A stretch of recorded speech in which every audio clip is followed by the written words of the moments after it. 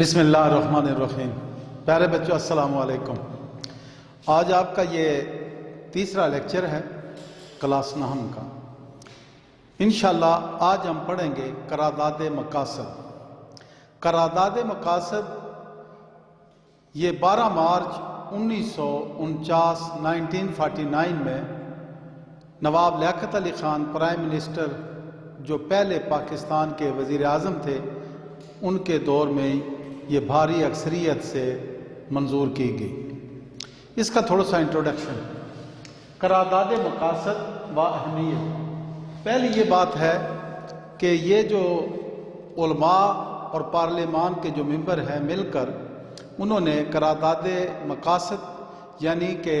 اس کا مقصد کیا ہے قرارداد کا، اس کا مقصد یہ تھا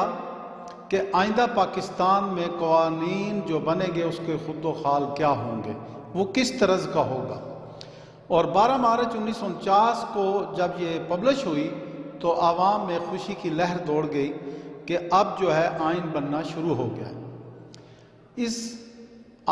یہ 12 مارچ 1949 کے بعد اس سے پہلے جو ایکٹ 1935 انڈیا ایکٹ تھا جو حکومت برطانیہ نے بر صغیر کے لیے بنایا تھا، اس میں کچھ تبدیلی کر کے جس میں دیوانی اور فوجداری مقدمات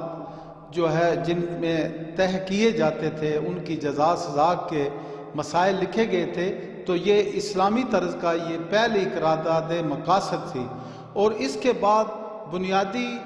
جو ہے اصولوں کی بنیادی اسلامی جو ہے قوانین کی کمیٹی بھی بن گئی۔ اس قرارداد میں طے پایا گیا کہ اصل حاکمیت جو ہے اللہ تعالیٰ کی ہے۔ There are two types of democracy in the world. First is the Islamic democracy and second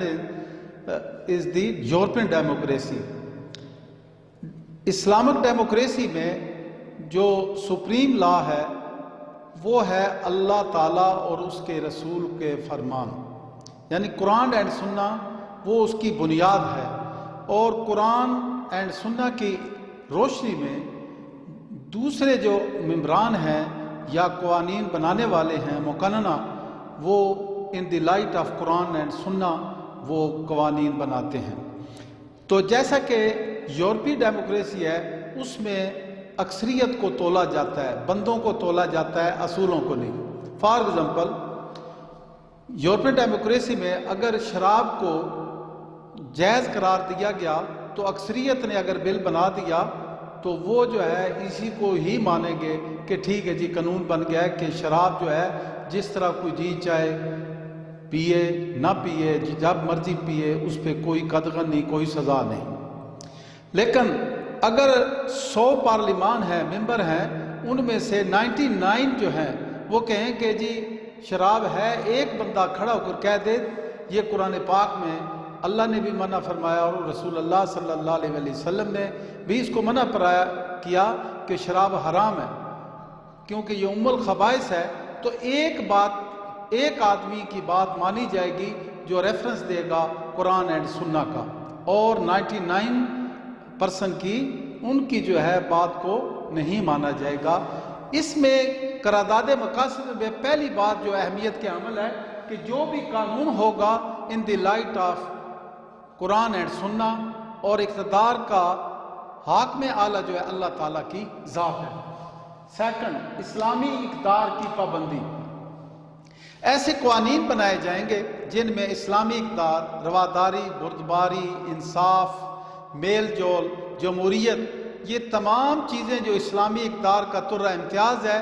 تو قانون جو بنے گا اس میں اسلامی اقدار کی پاسداری جو ہے وہ کی جائے گی، اور یہ پابند کیا جائے گا کہ جو بھی قوانین بنائے جائیں گے وہ اسلام کے اصولوں کے مطابق بنائے جائیں گے۔ تیسرا، اسلامی طرز زندگی۔ پاکستان کی جو عوام ہے، شہری ہیں، ان کو ایسے حالات جو ہے مہیا کیے جائیں گے جس میں یہ آزادانہ قرآن اور سنت پہ عمل کر سکیں، یعنی اسلامی جو قوانین ہیں ان کے مطابق وہ اپنی زندگی اچھے طریقے سے گزار بسر کریں۔ اسی طرح سکول، کالجز، جس پیٹرول پمپ پہ CNG کے جو اڈے ہیں وہاں بھی آپ دیکھیں کہ مساجد بنائی جاتی ہیں، کوئی بھی گورنمنٹ کا جو ادارہ ہوتا ہے اس میں مسجد لازمی بنائی جاتی ہے، کیونکہ یہ قرارداد مقاصد میں واضح کر دیا گیا ہے کہ اسلامی طرز زندگی جو ہے گزارنے کے لیے ان کو مواقع مہیا کیے جائیں گے۔ تیسرا، اقلیتوں کا تحفظ، منارٹی۔ پاکستان الحمدللہ 97% جو ہے 97% مسلمان ہیں، اور 3% جو ہیں نان مسلم ہیں، لیکن ان کو بھی اس قرارداد مقاصد میں ان کو بھی تحفظ دیا گیا کہ وہ اپنے مذہب کا پرچار جو ہے وہ بالکل کر سکتے ہیں، اپنی عبادات جو ہے اچھے طریقے سے کر سکتے ہیں، اور ان کے حقوق پہ کوئی قدغن یا کسی قسم کی ان پہ پابندی نہیں ہوگی، بلکہ رسالت مآب صلی اللہ علیہ وآلہ وسلم کا فرمان ہے کہ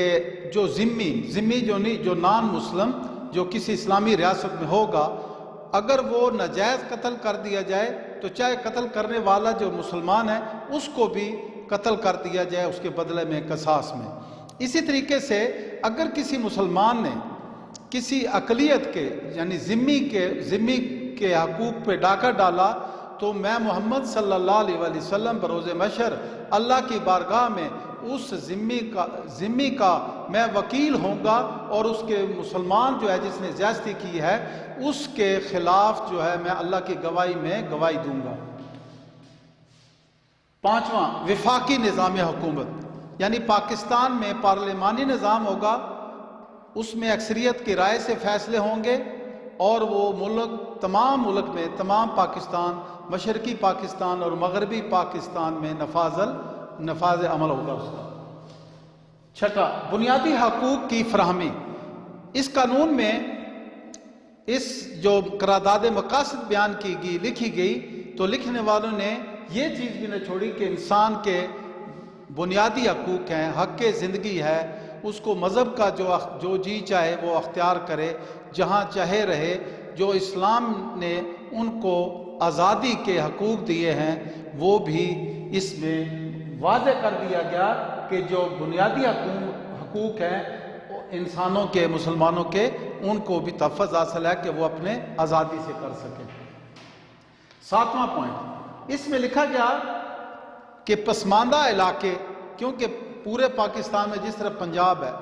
یہاں کی زرخیز زمینیں ہیں، نہری نظام ہے، یا بلوچستان اور گلگت ہے، یا سندھ کے کئی علاقے ہیں، وہاں جو ہے بیک ورڈ علاقہ ہے، پسماندہ ہے، وہاں سڑکیں، ان کے سکول، کالجز، یعنی پسماندہ علاقوں کی بھی ترقی کی جائے گی، چاہے ان کے خوراک کے ذریعے، تعلیم کے ذریعے، صحت کے ذریعے، یعنی پسماندہ جو ہے علاقے ہیں ملک کے، ان کو بھی جس طرح کے اچھے حالات ملک کے ایک حصے میں ہیں، ان کو بنیادی سہولتیں میسر ہیں، تو ان جو ہے پسماندہ علاقے جو ہیں ان کو بھی کوشش کی جائے گی کہ ان کو بھی ترقی دی جائے گی۔ آٹھواں پوائنٹ یہ ہے کہ عدلیہ کی آزادی، عدلیہ کی ملازمت کو، عدلیہ کے جو جج ہیں ان کو تحفظ فراہم کیا گیا، اور وہ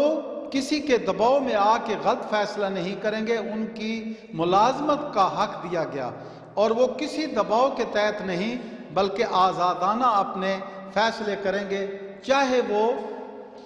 وہ چاہے